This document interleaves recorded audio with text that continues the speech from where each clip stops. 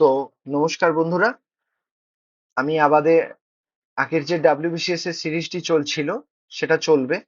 তার সাথে আমাদের যেহেতু মিসলেনিয়াস পরীক্ষা খুব সামনেই এসে গিয়েছে, তো সেই জন্য নতুন একটা সিরিজ আমরা শুরু করছি, যেটা হচ্ছে বেসিক্যালি আমাদের জিএস এর যে জিএস এবং যে static GK, art and culture, এই টপিক গুলোর উপরে আর্ট অ্যান্ড কালচার, জিএস এবং স্ট্যাটিক জিকে খুব বড় একটা অংশ এই পোর্শনটার ওপরে কোয়েশ্চেন্স আসে।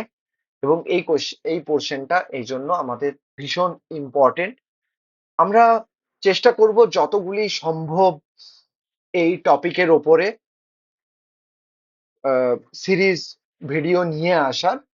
তো প্রত্যেকটা সিরিজে এক একটা করে বেসিক্যালি এপিসোড যেটা হবে আমাদের, সেখানে আমাদের 25টা করে কোয়েশ্চেন্স থাকবে এবং তার অ্যান্সার্স থাকবে। আমি প্রথমে কোয়েশ্চেন্স দেব, তোমরা চেষ্টা করবে সেটাকে অ্যান্সার করার। তারপর আমি অ্যান্সারের এক্সপ্লেনেশন দিয়ে দেব। আমি মোটামুটি 25টা কোয়েশ্চেন মিলিয়ে মিশিয়ে নিয়েছি। জিএস এর পোর্শন অর্থাৎ history, geography, static GK portion এবং আর্ট অ্যান্ড কালচার, সবটা মিলিয়ে মিশিয়েই আছে। ঠিক আছে? তো আশা করা যায় এর মধ্যে থেকে কমন পাবে তোমরা, এবং সেটা আমিও চেষ্টা করব যাতে তোমাদেরকে আমি কমন পাওয়াতে পারি, তোমাদের নলেজ যাতে আরো বেশি গ্রো করে, আমি সেই চেষ্টাই করব। ঠিক আছে? তো শুরু করা যাক আমাদের প্রথম আজকের কোয়েশ্চেন। সেটা হচ্ছে খুব একটা ফেমাস কোয়েশ্চেন, যে ডিসকভারি অফ ইন্ডিয়া এই বইটা কার লেখা? প্রথম অপশন মহাত্মা গান্ধী, 2 নম্বর অপশন জওহরলাল নেহেরু, 3 নম্বর অপশন হচ্ছে রবীন্দ্রনাথ টেগোর, 4 নম্বর হচ্ছে সরোজিনী নাইডু। নিজেরা চেষ্টা করো তোমরা যে এখানে কে এই ডিসকভারি অফ ইন্ডিয়া যে বইটি সেটি লিখেছেন, অথর কে। ঠিক আছে? তো এর অপশন হচ্ছে জওহরলাল নেহেরু। উনি ডিসকভারি অফ ইন্ডিয়া বইটি লেখেন। কিছু এক্সপ্লেনেশন আমি সাথে অ্যাড করেছি তোমাদের ফার্দার নলেজটাকে যাতে আরো ইনক্রিজ করা যায়, তোমরা যাতে আরো এনরিচড হও, সেই জন্য কিছু জিনিস আমি আরো এক্সট্রা অ্যাড করলাম। যেমন হচ্ছে the discovery of India during his imprisonment in Ahmednagar fort in 1944। তো ওনাকে যখন ব্রিটিশরা আহমেদাবাদ নগর ফোর্টে সরি আহমেদাবাদনগর ফোর্টে যখন ওনাকে ইমপ্রিজনমেন্ট করা হয়, তখন তিনি এই বইটা 1944-এ লিখেছিলেন, tracing the history of civilisation of India from ancient time to freedom struggle. তো মোটামুটি এনসিয়েন্ট টাইম থেকে শুরু করে আমাদের ফ্রিডম স্ট্রাগল যেটা ছিল সেটার উপরে তিনি বেসিক্যালি এই বইটাকে রচনা করেন, সেই টপিকের ওপর। ঠিক আছে? নেক্সট হচ্ছে আমাদের কোয়েশ্চেন 2। সেটা হচ্ছে লিটারেচার এবং অথার্স এর ওপরেই আবার একটা কোয়েশ্চেন। সেটা হচ্ছে Gitanjali, for which Rabindranath Tagore won Nobel prize in literature was originally written in which language. বলছে যেখানে আমরা জানি গীতাঞ্জলি রবীন্দ্রনাথ টেগোরই লিখেছেন, বাট সেটা অরিজিনালি কোন ভাষাতে ছিল? এটা একটা খুব ইম্পর্টেন্ট প্রশ্ন। কোন ভাষাতে ছিল? হিন্দি, সংস্কৃত, বেঙ্গলি না ইংলিশ? একটু ভেবে অ্যান্সার দাও। তো অপশন হবে আমাদের বেঙ্গলি। বেঙ্গলি ভাষাতে ছিল। ঠিক আছে? গীতাঞ্জলি লেখা হয়েছিল বেঙ্গলি। এখানে তোমাদের কনফিউশন হতে পারে যে আমরা তো জানি গীতাঞ্জলি ইংলিশে, বাট ইংলিশে ছিল না। এটাকে রবীন্দ্রনাথ ঠাকুর পরে তিনি আবার ইংলিশে বেসিক্যালি তিনি ট্রান্সলেট করেন। ঠিক আছে? গীতাঞ্জলিকে বেঙ্গলিতে ছিল, লেটার ট্রান্সলেটেড ইন্টু ইংলিশ। এবং এই ইংলিশে রচনা করার কারণে তিনি নোবেল প্রাইজ, 1913 সালে যে নোবেল প্রাইজ, তিনি সেই নোবেল প্রাইজ পেয়েছিলেন। ঠিক আছে? তো এবং সেই নোবেল প্রাইজ ছিল এশিয়াতে প্রথম লিটারেচারের নোবেল প্রাইজ। বুঝতে পারছো? তো এটা তাহলে আমরা এখান থেকে টোটাল 3টে জিনিস জানতে পারলাম। প্রথম কথা হচ্ছে যে এটা বাংলাতে ছিল। দ্বিতীয় নাম্বার যেটা জানতে পারলাম যে এটাকে পরে ইংলিশে উনি নিজেই ট্রান্সলেশন করেছিলেন। ঠিক আছে? এবং তৃতীয় যেটা জানতে পারলাম যে এটার জন্য তিনি নোবেল প্রাইজ পেয়েছিলেন, যেটা ছিল কিনা এশিয়ার প্রথম লিটারেচারের নোবেল প্রাইজ। তো এখানে আরেকটা জিনিস আমরা একটু বলে নিই। সেটা হচ্ছে আমাদের ভিশন ডাব্লিউবিসিএস এর তরফ থেকে তোমাদের আগামী যে মিসলেনিয়াস পরীক্ষা আছে সেটার জন্য তোমাদের একটা মক টেস্টের ব্যবস্থা করা হয়েছে, যেখানে তোমরা 24,000 এমসিকিউ পাবে। এবং বুঝতেই পারছো, এত বড় রেঞ্জের একটা এমসিকিউ যদি তোমরা প্র্যাকটিসে যোগদান করো, সেক্ষেত্রে তোমাদের কমন পাওয়ার যে চান্সটা, ঠিক আছে, অনেকটাই বেড়ে যায় এবং তোমরা অন্যদের তুলনায় এক ধাপ এগিয়ে থাকার সুযোগ পেয়ে যাচ্ছ। তো যদি জয়েন করতে তোমরা চাও, এখানে 25টা ফুল লেংথ মক টেস্ট হবে, ঠিক আছে। এবং তোমরা যে ভাষাতে কমফোর্টেবল থাকবে সেই ভাষাতেই হবে। ইংলিশ চাইলে ইংলিশ, বাংলা চাইলে বাংলা, তোমরা নিতে পারো। মিক্স থাকবে, সব মিলে একটা সুন্দর পরীক্ষা। এবং ফিসটা খুবই মিনিমাল, জাস্ট 499 রুপিস। এবং আমাদের এই হোয়াটসঅ্যাপ নাম্বার যেটা দেওয়া রয়েছে, 9333111815, এই নাম্বারে তোমরা যোগাযোগ করতে পারো এবং এটাতে জয়েন করতে পারো। তোমাদের নিজেদের অনেক ক্ষেত্রে এটা থেকে তোমরা লাভ পেয়ে থাকবে এবং ফিসটা খুবই স্বল্প, তাই তোমাদের লাভ হবেই বলা যেতে পারে। তো নেক্সট আমরা প্রশ্নে আসি, সেটা হচ্ছে যে ইন্ডিয়া উইন্স ফ্রিডম, এই বইটা কার লেখা? ঠিক আছে, আমি বেসিক্যালি এই সিরিজটাতে যেগুলো একটু পুরনো বই, ঠিক আছে, অনেকটা আগেকার সময়ে, সেইগুলোর ওপরে কোয়েশ্চেন্স বেশি রেখেছি। ধীরে ধীরে আমি এই সময়টাকে, টাইম লাইনটাকে আরো মডার্ন যুগে নিয়ে আসবো এবং খুব রিসেন্ট বই থেকে শুরু করে আমি মোটামুটি অল ওভার সবটা কমপ্লিট করব। ঠিক আছে, মোটামুটি পরীক্ষার আগে আমি তোমাদের যথেষ্ট পরিমাণে ক্লাস নেওয়ার চেষ্টা করব, যাতে তোমাদের এনরিচমেন্ট হয়ে যাও, তোমরা অনেক এনরিচড হও। ঠিক আছে, তোমাদের নলেজটা যাতে অনেক বেশি এনরিচড হয়।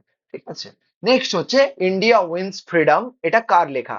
আব্দুল কালাম আজাদ, বল্লভভাই প্যাটেল, রাজেন্দ্র প্রসাদ এবং শ্রী রাজা গোপালাচারী।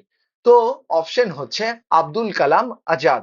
মৌলানা Abdul Kalam Azad India's first education মিনিস্টারও ছিলেন তিনি, ভারতবর্ষের প্রথম এডুকেশন মিনিস্টারও ছিলেন। তো তিনি wrote his account of the freedom struggle and partition. The complete uncensored version was posthumously, আচ্ছা, এই posthumously মানে হচ্ছে মৃত্যু পরবর্তী সময়ে 1988 সালে পাবলিশ হয়। তো তিনি এই বইটাতে ভারতের যে ফ্রিডম স্ট্রাগল এবং পার্টিশন, ঠিক আছে, ইন্ডিয়া পাকিস্তানের মধ্যে যে বিভেদ বা বিভাজন হয়েছিল, সেটার উপরে তিনি এই বইটা লেখেন। ঠিক আছে, India wins freedom by Abdul Kalam Azad. Okay, next হচ্ছে লিটারেচার অথর থেকে আরেকটি প্রশ্ন। সেটা হচ্ছে কান্থাপুরা, এই নভেলটা যেটা ডেপিক্ট করে যে Gandhian ideals in a south Indian village was written by. Kanthapura, যেটা গান্ধিয়ান আইডিয়ালস গুলো, মানে গান্ধীর যে আইডিয়া গুলো, সেগুলো সাউথ ইন্ডিয়ার যে জায়গাগুলো, ভিলেজ গুলো ছিল, সেই ভিলেজে একটা উপস্থাপন করা হয়। তো সেটা কে করেছিল? ঠিক আছে, আর কে নারায়ণ, মুলকরাজ আনন্দ, রাজা রাও এবং খুশবন্ত সিং। ঠিক আছে, এদের চারজনের মধ্যে কে করেছিল কান্থাপুরা? তো অ্যান্সার হবে রাজা রাও। ঠিক আছে, রাজা রাও হচ্ছে অ্যান্সার। এবার এই কান্থাপুরা কিন্তু অ্যাকচুয়াল কোনো ঘটনা বা নয়, এটা একটা ফিকশনাল স্টোরি। ঠিক আছে, যেটা মানে বাস্তবের সাথে কোনো সম্পর্ক নেই। তো বেসিক্যালি গান্ধীর যে আইডিয়ালস গুলো ছিল, সে সে আইডিয়া গুলোকে নিয়ে, গান্ধীর যে ফ্রিডম স্ট্রাগলের মুভমেন্টের যে আইডিয়ালস গুলো ছিল, সেটার ওপরে একটা ফিকশনাল সাউথ ইন্ডিয়ান ভিলেজের ওপরে, একটা ফিকশনাল সাউথ ইন্ডিয়ান ভিলেজ, যে ভিলেজটার হয়তো কোনো অস্তিত্বই নেই, সেই রকম একটা ভিলেজের ওপরে তিনি এই ভিডিওটা, এই সরি, তিনি এই পার্টিকুলার নভেলটা তৈরি করেন। ঠিক আছে, সেটার ওপরে এই নভেলটা লেখা হয়। তো রাজারাও, আর কে নারায়ণ এবং মুলকরাজ আনন্দ, ঠিক আছে, founding figure of India's English fiction. তো ইন্ডিয়াস যে ইংলিশ ফিকশন ছিল, যেমন মালগুড়ি ডেজ, সেটা হচ্ছে আর কে নারায়ণের। ঠিক আছে, তো এরকম ভাবে ইন্ডিয়ার যে ফিকশনাল যে একটা ছিল, সেই টাকে বেসিক্যালি সব থেকে এনরিচ করেছিল এই তিনজন, আর কে নারায়ণ, মুলকরাজ আনন্দ এবং রাজা রাও। ঠিক আছে, তো এদের কথা এই জন্য বলা হচ্ছে, এবং তার একটি বই হচ্ছে কান্থাপুরা। ওকে, নেক্সট হচ্ছে আমাদের প্রশ্ন আনন্দ মঠ। এটা আশা করি আমরা সবাই জানি, এবং এটা আমি দিয়েছি তার কারণ হচ্ছে যেহেতু বন্দে মাতারম এখন একটা হট টপিক আমাদের। তো আশা করব পরবর্তীকালে যে প্রশ্নগুলো আসবে সেখানে আমি বন্দে মাতারম রিলেটেড অনেক প্রশ্ন রাখবো। কারণ বন্দে মাতারমের কোথায় কখন প্রথম সেটাকে গাওয়া হয়েছিল থেকে শুরু করে, কবে লেখা হয়েছিল, কবে অ্যাডপ্টেড হয়েছিল ভারতবর্ষের ন্যাশনাল সং হিসেবে, তারপরে ইচ এন্ড এভরিথিং যে ডিটেলস, কত সময় লাগে, এগুলো আমি আস্তে আস্তে বিভিন্ন যে আমাদের টপিক গুলো মানে বিভিন্ন যে ভিডিও গুলো আসবে পরপর, সেগুলোর মধ্যে আমি অবশ্যই রাখবো। কারণ ভীষণ জরুরি এই বছরের পার্সপেক্টিভে, যেহেতু বন্দে মাতারাম নিয়ে একটা, বন্দে মাতারাম বেসিক্যালি একটা খুব হট টপিক চলছে এখন। তো বন্দে মাতারাম কে লিখেছিলেন? তো অবভিয়াসলি আমরা জানি বঙ্কিমচন্দ্র চট্টোপাধ্যায়। আনন্দ মঠ যে তার নভেল ছিল, সেই গ্রন্থের মধ্যে তিনি বন্দে মাতারামটা লিখেছিলেন। ঠিক আছে, এবং এটা হচ্ছে সন্ন্যাসী যে রিভোল্ট হচ্ছিল, সন্ন্যাসী রিবেলিয়ন, সেই সন্ন্যাসী রিবেলিয়নের নিয়ে তো এই আনন্দ মঠ যে নভেলটা সেটা লেখা হয়, এবং সেখানে তিনি এই বন্দে মাতারাম এটা ইন্ট্রোডিউস করেন। ঠিক আছে, এবং যেটা পরবর্তীকালে ন্যাশনাল সং হয়ে যায় আমাদের, যেটা কবে লাগু অ্যাডপ্টেড হয় না, 24শে জানুয়ারি 1950। ঠিক আছে, জাস্ট দুদিন আগে, 26শে জানুয়ারির দুদিন আগে 24শে জানুয়ারি 1950-তে এটা অ্যাডপ্টেড হয়েছিল। ওকে, নেক্সট হচ্ছে এনভায়রনমেন্ট অ্যান্ড বায়োডাইভার্সিটির ওপরে কিছু প্রশ্ন রেখেছি।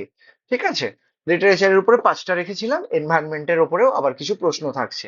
তো ফার্স্ট বায়োস্ফিয়ার রিজার্ভ ইন্ডিয়াতে এস্টাবলিশড হয়েছিল কোথায়? নন্দা দেবী, নীলগিরি, সুন্দরবন না গালফ অফ মান্নার? তাহলে ভারতবর্ষের প্রথম বায়োস্ফিয়ার রিজার্ভ কোনটা? তো নীলগিরি হচ্ছে ভারতবর্ষের প্রথম বায়োস্ফিয়ার রিজার্ভ। ভীষণ ভীষণ ইম্পর্টেন্ট, ইম্পর্টেন্ট। আগের বছরও এই রিলেটেড প্রশ্ন এসেছিল, সেটা হচ্ছে যেটা আগে 2023-এর এক্সাম হয়েছিল, সেটাতে আমাদের একটা প্রশ্ন এসেছিল যে জিম করবেট ন্যাশনাল পার্কের উপরে একটা প্রশ্ন এসেছিল। তাহলে এই বছরও কিন্তু একটা না একটা প্রশ্ন আসবেই আসবে, আমি গ্যারেন্টি দিচ্ছি। ঠিক আছে, তাহলে এগুলো আমাদেরকে প্রত্যেকটা জানতে হবে। বায়োস্ফিয়ার রিজার্ভ আস্তে আস্তে আমি পুরো, কিন্তু পুরো সিরিজের মধ্যে আমি পুরো কভার করে দেবো, যত বায়োস্ফিয়ার রিজার্ভ আছে তার রিলেটেড যত ইম্পর্টেন্ট পয়েন্টস আছে, টপিকস আছে, আমি সব কভার করে দেবো, তোমরা নিশ্চিন্তে থাকো, জাস্ট ট্রাস্ট মি। ঠিক আছে, নীলগিরি, তো নীলগিরি হচ্ছে ভারতবর্ষের প্রথম বায়োস্ফিয়ার রিজার্ভ। এই নীলগিরি রিজার্ভ এস্টাবলিশড হয়েছিল কত সালে? 1986-এ। ঠিক আছে, বায়োস্ফিয়ার রিজার্ভ হিসেবে, এবং এটাই ছিল ভারতবর্ষের প্রথম। এটা কোথায় কোথায় মিলে আছে? তামিলনাড়ু, কর্ণাটক এবং কেরালা। ভীষণ ইম্পর্টেন্ট ভাই তোমাদের জন্য। ঠিক আছে, ভাই বোনেরা তোমরা যারা শুনছো, তোমাদের জন্য ভীষণ ইম্পর্টেন্ট যে এটা অ্যাকচুয়ালি কোথায় কোথায় আছে। এটা স্প্যান করছে তামিলনাড়ু, কর্ণাটকা এবং কেরালা, এই 3টে রাজ্যতেই কিন্তু এটা এক্সটেন্ডেড। ঠিক আছে, তাহলে পার্টিকুলার একটা রাজ্য কিন্তু নয়। এবং ওয়েস্টার্ন ঘাট, ভারতবর্ষের ওয়েস্টার্ন ঘাট, এটা যদি ভারতবর্ষ হয় এইভাবে আছে ভারতবর্ষের ওয়েস্টার্ন ঘাট পর্বতমালা এইদিকে, এবং সেই ওয়েস্টার্ন ঘাট যে রিজিয়নটা আছে, এই রিজিয়নটা জুড়ে এটা প্রসারিত। ঠিক আছে, এবং এটা হচ্ছে ভারতবর্ষের one of the richest biodiversity zone. Bharatvarsha নয়, শুধু ওয়ার্ল্ড, শুধু তার সাথে ওয়ার্ল্ডের একটা one of the richest diversity zone, biodiversity zone Nilgiri. Next হচ্ছে Kaziranga national park famous for one horn rhinoceros. It is located in which state? আমরা হয়তো জানি, অনেকেই জানি, কোন স্টেটে? ওয়েস্ট বেঙ্গল, আসাম, উড়িষ্যা এবং অরুণাচল প্রদেশ, এই 4টে স্টেটের মধ্যে। তো আমাদের অ্যান্সার হবে আসাম। ঠিক আছে, আসামে এটা আছে। তো কাজিরঙ্গা ন্যাশনাল পার্ক হচ্ছে একটা UNESCO UNESCO world heritage site, এবং হচ্ছে 2/3 যে ওয়ার্ল্ডের ওয়ান হর্নড রাইনোসরাস আছে না, ঠিক আছে, এক শৃঙ্গ গন্ডার, যেটাকে বলা হয় এক শৃঙ্গ শৃঙ্গ গন্ডার, সেই এক শৃঙ্গ গন্ডারের যে পপুলেশন আছে তার 2/3, ঠিক আছে, মানে প্রতি ধরে নিই আমি যদি প্রতি 30টা 10টা ধরি, ঠিক আছে, প্রতি 10টার মধ্যে 66, এই সরি 6.66 হচ্ছে ভারতবর্ষে আছে। তো ইট লাইজ অ্যালং দা ব্রহ্মপুত্র রিভার ফ্লাড প্লেন, এটা হচ্ছে ব্রহ্মপুত্র নদী আছে তার ফ্লাড প্লেন, ফ্লাড প্লেন মানে এটা এই এরিয়াতে, এটা ব্রহ্মপুত্র রিভার তার ফ্লাড প্লেন, অর্থাৎ বন্যা হলে এই জায়গাতে জল উঠে আসে। তো ব্রহ্মপুত্র রিভারের ফ্লাড প্লেনে এটা অবস্থিত। ঠিক আছে, কাজিরঙ্গা ন্যাশনাল পার্ক। নেক্সট হচ্ছে বায়োস্ফিয়ার রিজার্ভের মধ্যে, বা which biosphere reserve is on UNESCO world network of biosphere reserve and also includes Ramsar site? ঠিক আছে, দুটোই প্রশ্নতে যুক্ত করা হয়েছে, যে একদিকে বায়োস্ফিয়ার রিজার্ভ এবং অপরদিকে সেটা র্যামসার সাইট ওয়েটল্যান্ড। ঠিক আছে, তাহলে এর মধ্যে কোনটা না, আহ, সেটা হচ্ছে আচংকমার, অমরকন্টক, সুন্দরবন এবং শিমলিপাল এবং পান্না। ঠিক আছে, আহ কোনটা হচ্ছে, তো এর মধ্যে আমাদের অপশন হবে অবভিয়াসলি সুন্দরবন। ঠিক আছে, সুন্দরবন হচ্ছে তোর আমাদের তোমাদের আহ হচ্ছে যেটা বায়োস্ফিয়ার রিজার্ভ এবং একই সাথে র্যামসার ওয়েটল্যান্ড। ঠিক আছে, সুন্দরবন বায়োস্ফিয়ার রিজার্ভ এবং ওয়েটল্যান্ড। তো র্যামসার সাইট কি সেটা সম্পর্কে আমি পরে আরো ডিটেলসে বিভিন্ন কোয়েশ্চেনের মাধ্যমে বলবো, তো বলে দিই। এটা ইরানের 1971-এ অ্যাডপ্টেড একটা মিটিং এর মাধ্যমে নেওয়া একটা কনভেনশন, যেটাতে বলা হয় যে এই ধরনের ওয়েটল্যান্ড যেগুলো জলাভূমি যেগুলো আছে, বড় বড় জলাভূমি যেগুলো কিনা ফ্লাড হলে জলকে শোষণ করতে পারে বা জলের সারা বছর জলের সরবরাহ দিতে পারে, এই ধরনের যে কাজগুলো হয় সেগুলো খুব সহজেই করতে পারে, সেগুলোর জন্য খুব ইম্পর্টেন্ট এবং সেগুলোকে তাই রক্ষা করা আমাদের ভীষণ জরুরি। তো সেইগুলোকে রক্ষা করার জন্য পার্টিকুলারলি র্যামসার কনভেনশন লাগু করা হয়। কত সালে? 1971-এ। ঠিক আছে, 1971-এ র্যামসার কনভেনশন লাগু করা হয়, সেই র্যামসার কনভেনশনে নেওয়া হয় এবং সেই র্যামসার কনভেনশন অনুযায়ী সেটা হচ্ছে যে UNESCO world heritage network biosphere রিজার্ভের সুন্দরবন এবং সুন্দরবনের যে ম্যানগ্রোভ ইকোসিস্টেম আছে, একই দিকে যেমন এটা আসে আমাদের বায়োস্ফিয়ার রিজার্ভের মধ্যে ইউনেস্কো, এবং অপর দিকে একটা খুব ইম্পর্টেন্ট আমাদের র্যামসার কনভেনশনের মধ্যেও আছে র্যামসার সাইট হিসেবে। ঠিক আছে, তো সেটা হচ্ছে, এটা হচ্ছে famous for royal Bengal tiger, royal Bengal টাইগারের জন্য ভীষণ বিখ্যাত।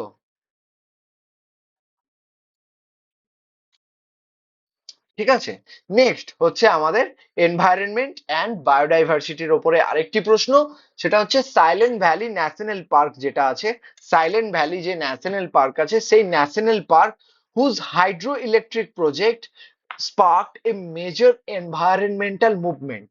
ঠিক আছে, সাইলেন্ট ভ্যালিতে হাইড্রো ইলেকট্রিক প্রজেক্ট বানানো হচ্ছে, যেটা একটা মেজর এনভায়রনমেন্টাল মুভমেন্ট শুরু করেছে। তো সেই সাইলেন্ট ভ্যালি ন্যাশনাল পার্ক, এটা বেসিক্যালি কারেন্ট অ্যাফেয়ার্স থেকে তুলেছি। ইট ইজ লোকেটেড ইন, সেটা কোথায়, সাইলেন্ট ভ্যালি কোথায় আছে, কর্ণাটক, কেরালা, তামিলনাড়ু, মহারাষ্ট্র, কোথায় পড়ছে?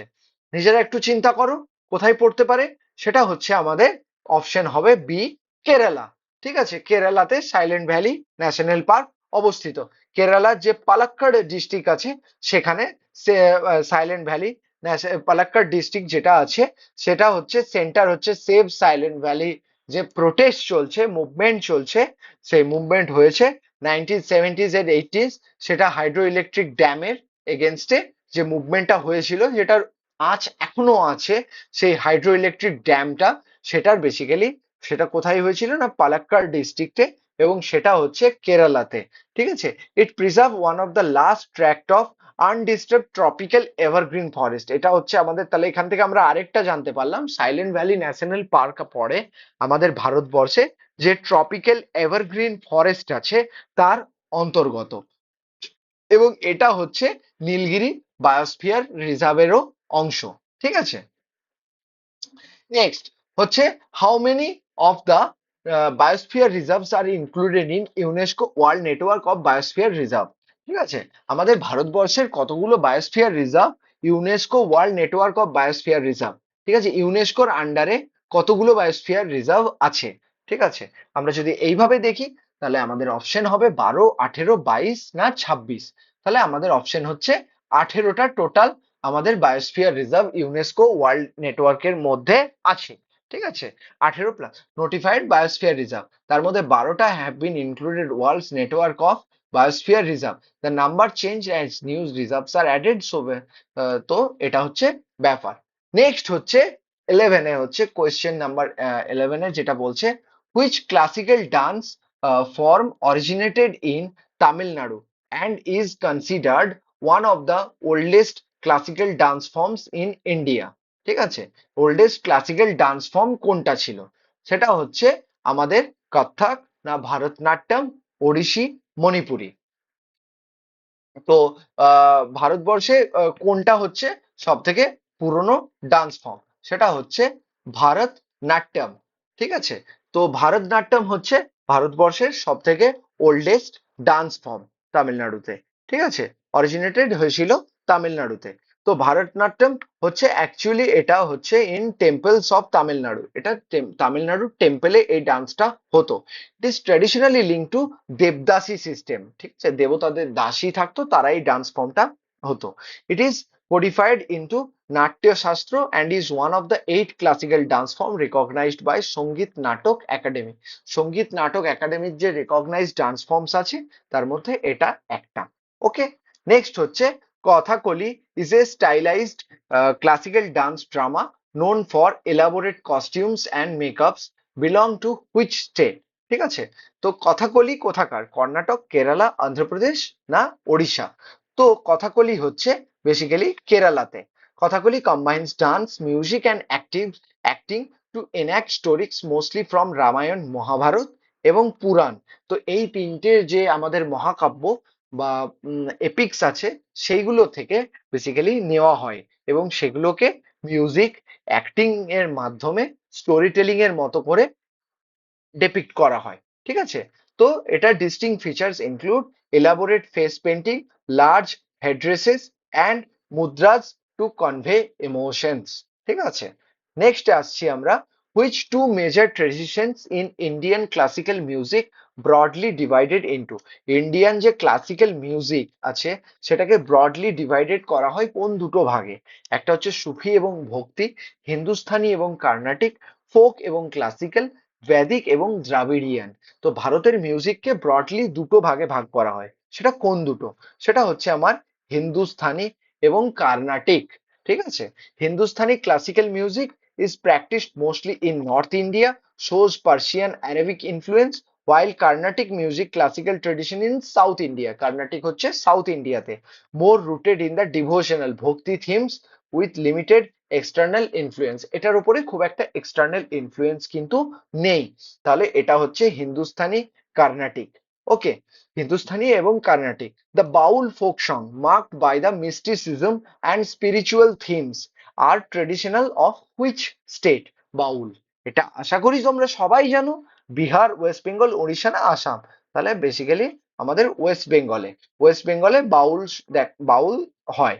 ওকে, ওয়ান্ডারিং minstrel web Bengal whose songs blend elements of Vaishnavism, মানে হচ্ছে সুফি ইসলাম অ্যান্ড বুদ্ধিস্ট তন্ত্র। ঠিক আছে, তো বৈষ্ণব যেটা ব্যাপার সেটা সুফি ইসলাম এবং বুদ্ধিস্ট তন্ত্র এগুলোর বেসিক্যালি এলিমেন্টেড ব্লেন্ড দেখা যায় বাউলের মধ্যে। Baul tradition was recognised by UNESCO as intangible cultural heritage in 2005। ঠিক আছে, তাহলে বাউল হচ্ছে আমাদের ইউনেস্কোর যে world heritage intangible cultural heritage আছে, 2005 সালে এটা তার স্বীকৃতি পায়। ওকে, তাহলে বাউল হচ্ছে ওয়েস্ট বেঙ্গল। তাহলে এটার ব্লেন্ড কিসের দেখা যায়? না বৈষ্ণবিজম, তারপরে হচ্ছে সুফি ইসলাম এবং বুদ্ধিস্ট তন্ত্র, এই তিনটের অ্যামালগামেশন বা মিক্সড দেখা যায় এই বাউলের মধ্যে। ঠিক আছে, এবং এটা একটা ইউনেস্কোর ইনট্যাঞ্জিবল কালচারাল হেরিটেজ মধ্যে পড়ে। নেক্সট হচ্ছে শাস্ত্রীয়, added in the to the list of Indian classical dances in 2000, originated in which state? তো শাস্ত্রীয় কোন দেশে, সরি কোন রাজ্যে অরিজিনেট হয়েছে? মণিপুর, আসাম, ত্রিপুরা, মেঘালয়া। তো শাস্ত্রীয় হচ্ছে আসামের। ঠিক আছে, অরিজিনেটেড ইন বৈষ্ণবহাইট মোনেস্টারিস, যে বৈষ্ণব যে মোনেস্টারি গুলো ছিল সেখানে আসামের, সেখান থেকে শাস্ত্রীয় জন্ম হয়। Founded by the saint reformer হচ্ছে শ্রীমন্ত শঙ্কর দেব। শ্রীমন্ত শঙ্কর দেব এর ফাউন্ডার। তাহলে নামটা আমরা অবশ্যই মনে রাখবো। শাস্ত্রীয় সঙ্গীতের কে ফাউন্ডার ছিলেন? ক্লাসিক্যাল যে সঙ্গীত বলছি, আই এম সরি, শাস্ত্রীয় ডান্সের কে ফাউন্ডার? যে ইন্ডিয়ান ক্লাসিক্যাল ডান্স ফর্ম সেটার ফাউন্ডার ছিলেন শ্রীমন্ত শঙ্কর দেব। 15-16 সেঞ্চুরিতে তিনি, 15 to 16 সেঞ্চুরিতে তিনি সেটাকে এস্টাবলিশ করেন। It was recognized as the classical dance form form by the Sangeet Natak academy. তো সঙ্গীত নাটক একাডেমি অনুযায়ী এটা ভারতবর্ষের একটা ক্লাসিক্যাল ডান্স ফর্ম। ঠিক আছে। তো নেক্সট হচ্ছে আমাদের যেটা হচ্ছে Lavani, a folk dance and song from song for marked by the powerful rhythm is traditionally associated with which state. তাহলে লাবণী, এই লাবণী যে ফোক ডান্স এবং সং, এটা এটা কোন মানে রাজ্যের সাথে যুক্ত? ঠিক আছে, গুজরাট, মহারাষ্ট্র, রাজস্থান না পাঞ্জাব? সেটা হবে আমাদের মহারাষ্ট্র। মহারাষ্ট্রের সাথে এটা যুক্ত। তো লাবণী হচ্ছে perform to beat of the dholki and is traditionally dance by women in 9 yard sari.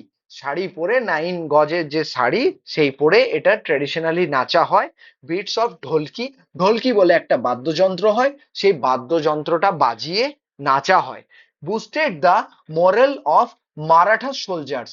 তো মারাঠা সোলজারদের যে মরেল, সেটাকে বুস্ট করার জন্য, ঠিক আছে, সেটার জন্য বেসিক্যালি এই এই ডান্স ফর্মটা, ডান্স এবং সং যেটা ফর্মটা, এটাকে চালু করা হয় এবং remains popular in Tamasha folk theatre.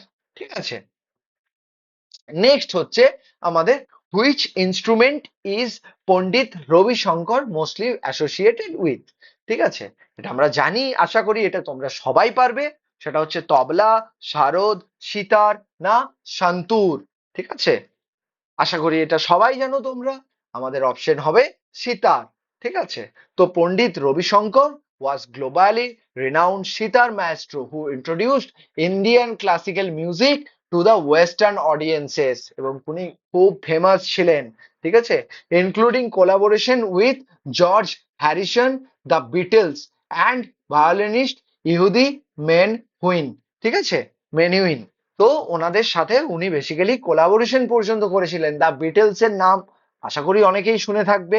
ঠিক আছে, একটা মিউজিক ব্যান্ড, তাদের সাথে তিনি কোলাবোরেশন করেছিলেন পণ্ডিত রবি শঙ্কর, যিনি সিতার বাজাতেন। নেক্সট হচ্ছে Manipuri dance was Manipuri dance with gentle fluid movement and Vaishnavite themes is associated with which dance drama form?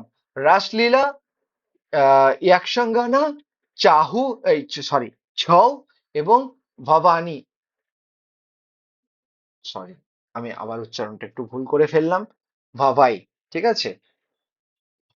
তো এর মধ্যে থেকে মণিপুরি যে ডান্স ফর্মটা আছে, এটা কার সাথে যুক্ত? সেটা হবে আমাদের অপশন রাসলীলা। ঠিক আছে, Manipuri dance is deeply intertwined with Vaishnavite themes, specially with Raslila depicting the divine love of Radha and Krishna.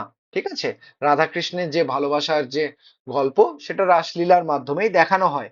Unlike other classical forms, it emphasizes soft flowing movements rather than sharp rhythmic footwork। ঠিক আছে, খুব সফট একটা ফ্লোয়িং মুভমেন্ট দেখানো হতো না, মানে যে sharp rhythmic footwork ছিল তার পরিবর্তে। ঠিক আছে। তো মণিপুরি ডান্স এটা বেসিক্যালি রাসলীলার সাথে ইন্টার কানেক্টেড।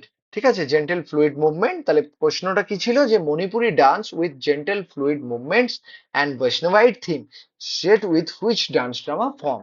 তাহলে অপশন হয়ে যাচ্ছে আমাদের রাসলীলা। নেক্সট হচ্ছে রব এবং Hikat are traditional folk dances associated with which state or union territory? Rouf এবং হিকত কোন ইউনিয়ন টেরিটরি বা রাজ্যের সাথে যুক্ত? আমরা অনেকেই হয়তো জানি। তো অপশন কি? হিমাচল প্রদেশ, জম্মু অ্যান্ড কাশ্মীর, লাদাখ, উত্তরাখণ্ড। আমাদের অপশন হবে জম্মু অ্যান্ড কাশ্মীর।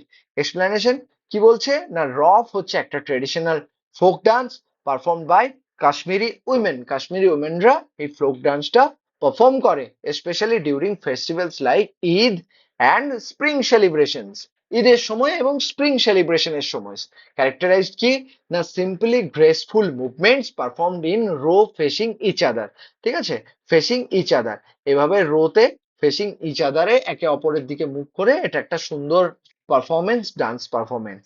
ঠিক আছে, তাহলে এটা হচ্ছে আমাদের রফ এবং হিকত। ওকে।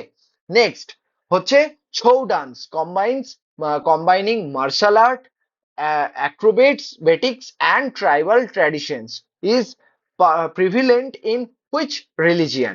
ছৌ ডান্স, আমরা এটা ডেফিনেটলি জানা উচিত আমাদের।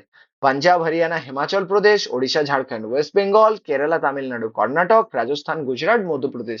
আশা করি এখানে আমার অপশন পড়ার প্রয়োজনই ছিল না। সেটা হচ্ছে ওড়িশা, ঝাড়খণ্ড এবং ওয়েস্ট বেঙ্গল। ঠিক আছে। তো ছৌ হচ্ছে has three sub traditions named after their places of origin। ঠিক আছে। তো সেক্ষেত্রে আমাদের তিনটে মানে ছৌয়ের তিনটে সাব ট্রেডিশন আছে। ঠিক আছে।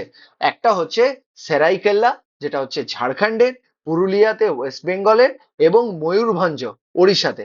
তো তিনটে জায়গাতে তিন রকমের ছৌ ডান্স হয়। ঠিক আছে।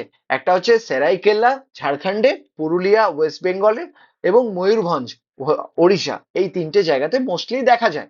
ইট was inscribed and UNESCO's representative list of intangible cultural heritage in 2010। এটাও কিন্তু আমাদের ইউনেস্কোর ইনট্যাঞ্জিবল কালচারাল হেরিটেজের মধ্যে পড়ে ছৌ ডান্স। তাহলে তিনটে জায়গাতে দেখা যায়, ওড়িশা, ঝাড়খণ্ড, ওয়েস্ট বেঙ্গল। তিনটে স্টেটে তিনটে ডিস্ট্রিক্ট মোস্টলি, সেটা হচ্ছে ঝাড়খণ্ডে সেরাইকেল্লা, পুরুলিয়ার হচ্ছে ওয়েস্ট বেঙ্গল হচ্ছে পুরুলিয়ার, এবং ময়ূরভঞ্জ হচ্ছে ওড়িশার। Okay. Next, which river is known as sorrow of Bihar due to its frequent devastating flood? বিহারের দুঃখ কাকে বলা হয়? গঙ্গা, কোশি, সোন, গন্ডক। তো অপশন হবে কোশি। ঠিক আছে। কোশিতে দেখা যায়, Kosi river originates in Nepal এবং বা টিবেট। ঠিক আছে, দুটোই ধরা হয়। Frequently changes it's course in north Bihar planes. এটা ফ্রিকুয়েন্টলি এর কোর্সটা চেঞ্জ করে, মানে সোজা যেতে যেতে একটু ডান দিকে বেঁকে গেল, একটু বাঁ দিকে বেঁকে গেল, পুরোনো কোর্সটা ছেড়ে নতুন একটা কোর্স বানিয়ে যেতে শুরু করে দিল। এই কারণে এখানে এত ফ্লাডিং হয়। This tendency of shifting channels causes destruction has earned its nickname সরো অফ বিহার। এবং এই বারবার যে তার কোর্স চেঞ্জ হচ্ছে, সেটার জন্য এটার নাম হয়ে দাঁড়িয়েছে সরো অফ বিহার। নেক্সট হচ্ছে the Indus valley site of Lothal, known for its ancient dockyard, is located in which present day state? Punjab. Lothal যে ডকইয়ার্ড ছিল সেটা বর্তমানে কোন স্টেটে অবস্থিত? লোথাল কোথায় আছে? পাঞ্জাব, রাজস্থান, গুজরাট, হরিয়ানা। তো লোথাল হচ্ছে আমাদের গুজরাটে। ঠিক আছে। এটা হচ্ছে ভোগাভো রিভারের তীরে আছে, এবং গালফ অফ খাম্বাত গুজরাটের খুব কাছে। Had one of the world's earliest known dockyards, artificial dockyard ছিল। ঠিক আছে। এরকম ভাবে একটা ডকইয়ার্ড বানানো হতো, ইট দিয়ে বানিয়েছিল, যেখানে জলটা এসে জমা হতো, এবং এখান থেকে জাহাজগুলো বা ছোট ছোট নৌকা যেগুলো, সেগুলো গিয়ে মেন সমুদ্র বা নদীতে গিয়ে মিশতো, সমুদ্র বেসিক্যালি, বে অফ বেঙ্গল, এই সরি, অ্যারাবিয়ান সি। তো indicating the role of major trade and maritime centre of Harappan civilisation. ঠিক আছে। নেক্সট হচ্ছে হিস্ট্রি অ্যান্ড জিওগ্রাফি।